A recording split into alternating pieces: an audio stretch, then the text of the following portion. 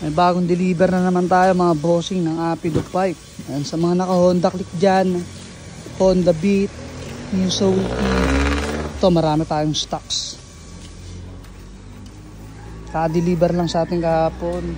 Ito na yung second deliver sa atin. Madami-dami ito mga boss. Kung narinig nyo mga boss, ano yun? Apido Beat. Tapos na natin magkabit din. Sobrang lutong. Lagi daw.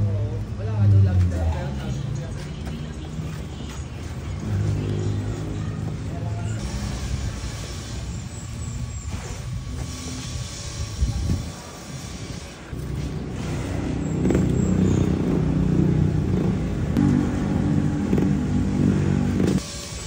Okay na, kompleto. Akit naman natin ito doon. Kaya na yung discarte namin mga bossing para makakit natin lahat ng pipe. Hindi na tayo dadaan sa hagdan.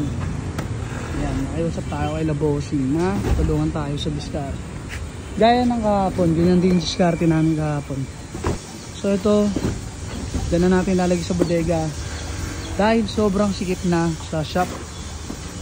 Nung kalahati kasi doon binagsak sa harapan sa shop. Kaya hindi na tayo magkasya doon. Kaya ito, kamadayan na natin dyan. Kasya pa naman dyan sa bodega.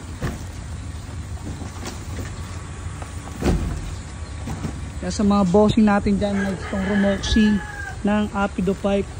Alam nyo na mga boss, dito lang yan sa Dasma Cavite mga bossing. Itin nyo na lang sa map KCC Moto Parts Sampaloc 4. Siyempre kung malayo kayo mga boss, pwede kayong mag-join sa ating TikTok live or sa mga yellow basket natin mga boss. Pwede kayong mag-check out doon.